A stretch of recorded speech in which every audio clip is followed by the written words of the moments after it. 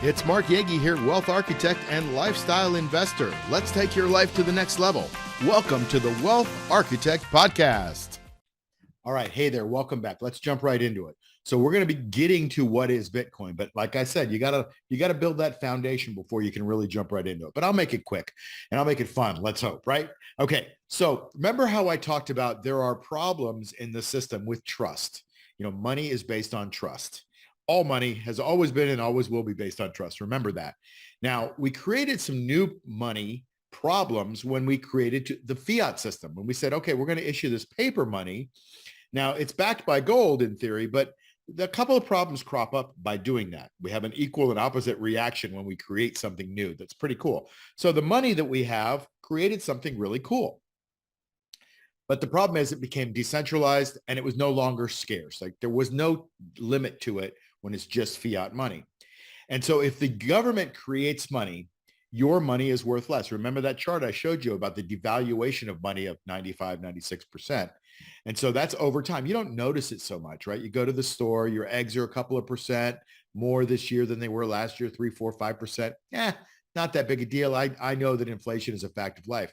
But when you look at it over time, you see that it really has eroded your purchasing power. Now, inflation has a tendency to accelerate. It builds on itself, especially in the decline of some of these fiat currency systems that I've studied. And so when your money becomes worth less, you start to trust less. Your trust erodes in the people that put the money together. That's the government, right? Everything was great when it was backed by gold until they told you couldn't have any gold anymore. And that was like, wait a minute. All right. But your trust starts to erode. So let's say you go to work every day and you create work. And when you create work, you get some money, you get some fiat money, you get dollars or whatever you get, right? That's cool. But what if the government just decides you continue to go to work, but other people don't have to go to work? They're just going to get some free money that we print.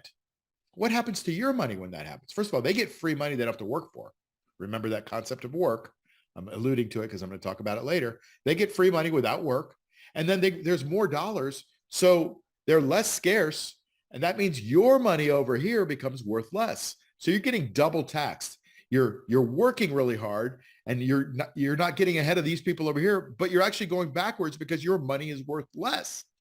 And so trust starts to erode. Finally, you just say, you know what? I'm not going to go to work anymore. And then the whole system begins to unravel because people just can't live anymore like that. Make sense? So let's go back over how money evolves. Money always evolves. Things evolve. Technology evolves, right? We don't stand still. We're humans. We like to improve. So we're always pushing the envelope of how do we get better? That's why the human race is where it is. It's gotten better over time. It's had its problems, but we get better over time. So how does money evolve? Well, remember, we started with the barter system. I'll give you a deer hide, you give me a massage, you give me some tomatoes or whatever, right? So we bartered for things. Well, after a while, that was impractical, certainly geographically impractical. And so we came up with something that was hard money, gold, right? Hard money, but gold has its drawbacks, right? You can't just transfer it around. It's still geographically useful, but when you have long geography, it's not very useful. So then enter the fiat system. Now, the fiat system is you give me some gold coin and I'm going to give you the equivalent amount of the certificate that's backed by the gold coin. And if you ever want your gold coin back, come in, bring us a certificate. We'll give you your gold coin back. Fair exchange, right? Everybody's cool? Yeah. So that was when it was backed by gold coins. And then they finally said in 1971, you know what? We don't really have the money. We're not going to back it anymore. Okay. So it went off to, don't worry, you could still bring the dollar and, we'll support the dollar. We're not going to give you gold for it anymore, but, we're going to be supporting it and the whole world has to use it. Because if you want to go buy oil right now in another country, because the dollar is used for that transaction, you have to transact in dollars. So let's say you're a country like Turkey or Argentina or Venezuela or Sri Lanka or the UK even, or the Japanese or Japan, right? Your currencies are all devaluing. You're getting this incredible hyperinflation and nobody wants your currencies anymore. They want the dollar. So as the dollar continues to strengthen against other currencies, they become weak. If you want to buy something in oil, let's say you want to buy some oil, you've got to show up with dollars to buy the oil, millions or billions of dollars worth of oil. right, of dollars to buy the oil. But if you don't have them, what do? You have to sell your currency, use your currency to buy dollars so that you can use them to transact oil. Well, how do you get them if you're not bringing in any money in trade in dollars? You create them out of thin air. Like Turkey, for example, is just creating this incredible amount of free fake money and creating Turkish lira out of thin air. Their inflation rate is well over 100% unofficially. Officially, it's at 83%. And the same with the other countries that I just mentioned. So the problem is the dollar is still the world's reserves currency standard. But the problem is it's because it's the only game in town, but it's doing all the same things that the other currencies did. All right, I'm getting a little bit off on it, but that's the difference between backed and unbacked. So what's the next evolution of money, especially when it comes to moving money around? Well, it's digital, right? I just got back from Turkey and Greece this year, and I took my credit card and I was able to spend money from my bank account over here or my bank account over there into the economy by using that credit card or the debit card. And it was just very easy to do. That's a natural evolution of currency, of money. It went to digital. But what's next? Because even though the credit cards are riding on the rails of the fiat currency system, we know the fiat currency system is bogus. It's going backwards. They're just continuing to print money and more as we go through this. And I'll tell you about the Fed in a little bit. But it's undermining even credit card transactions because the credit card transactions are based on the dollar and the dollar is being eroded. So what's next? Interesting question. We don't know what's next, or do we? So let me ask you this. Let's say I could wave a magic wand and we could take all of the really cool things about all of the money that's ever been created in the world and put it into one thing. What if there were a form of money that were decentralized, not centralized, scarce or limited, transportable, easily accessible and recognizable? What if that money were divisible? What if you could measure it easily? What if you didn't need anybody to vouch for it? What if it were verifiable? And also, on top of it, what if it were digital? That'd be pretty cool, right? Well, what if you could layer on top of that it's open 24 hours a day, that you don't need anybody else's approval, that nobody can stop you from spending it or receiving it? If you add those three things to the perfect money before, we took all the good stuff about all the money that's ever been created for thousands of years and took all the good ones and put it in this little package and then added a couple of bonus ones, now you've got pretty much the perfect money. You know what that's called? It's called Bitcoin.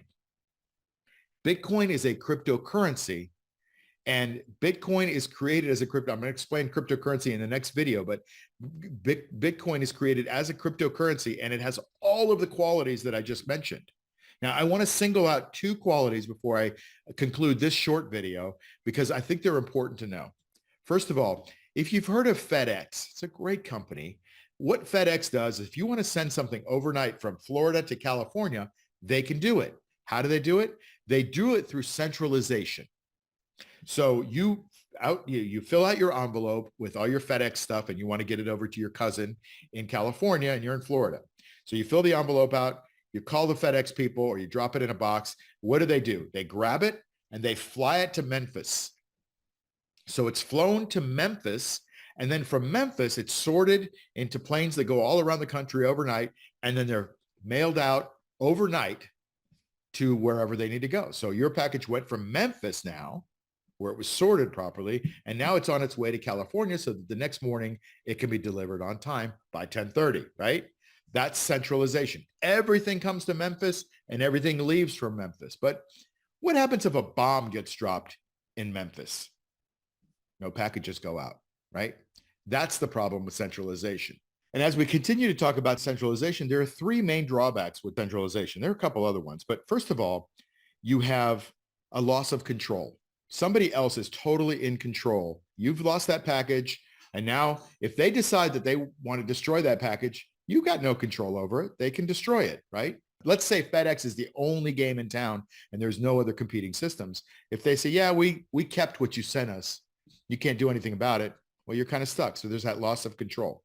The second one is in centralization and those kinds of environments, it's corruptible. You can create corruption.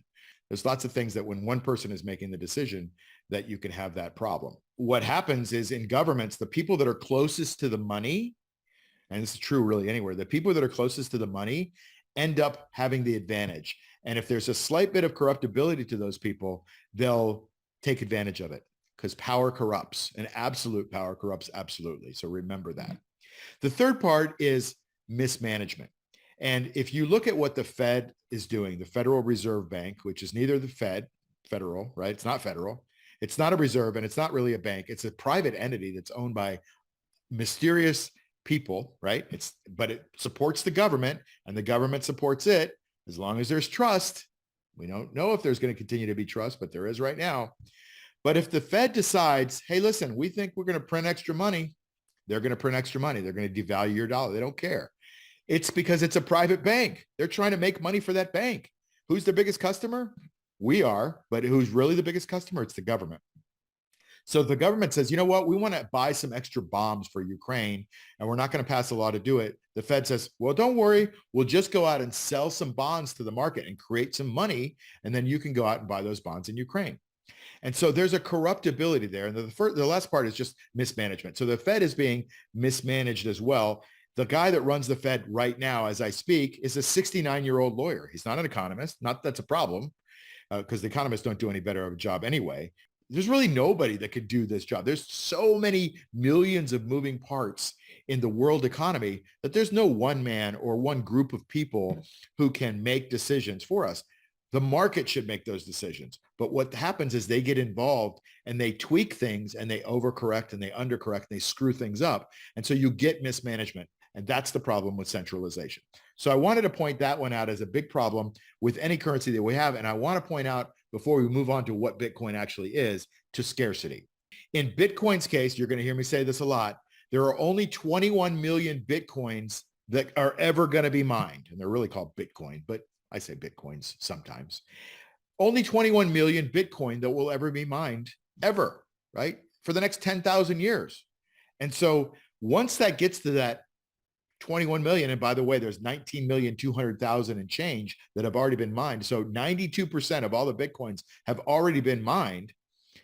Only 2 million are left. Less than 2 million are going to be left over the next 100 years to mine the remainder. So what does that mean?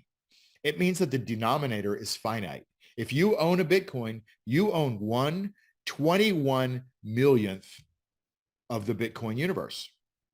So if the Bitcoin universe expands and it grabs power, it grabs property, it grabs wealth, then your wealth will expand because you own it. It's an investment in that case, right? Versus fiat currency, which has an unlimited denominator. You don't know what the denominator, it's an infinity. So if we want to print more money, as we've always done, your dollar will erode or devalue. And that's why you get inflation. That's why you lose your purchasing power. And that's why it's a corruptible, crazy system to be in the fiat system. So in the next video, I'm excited because I'm going to tell you, now I get to start talking a little bit less negatively about what's happened. And now we're going to talk about the future of what's possibly going to happen as I see it. And we're going to start with the history of Bitcoin. Thanks for tuning in. Check out the next episode. You've been listening to the Wealth Architect podcast with Mark Yegge. Follow us on iTunes, Spotify, or wherever you get your podcasts. Like and subscribe on YouTube. Share and tell your friends. See you soon.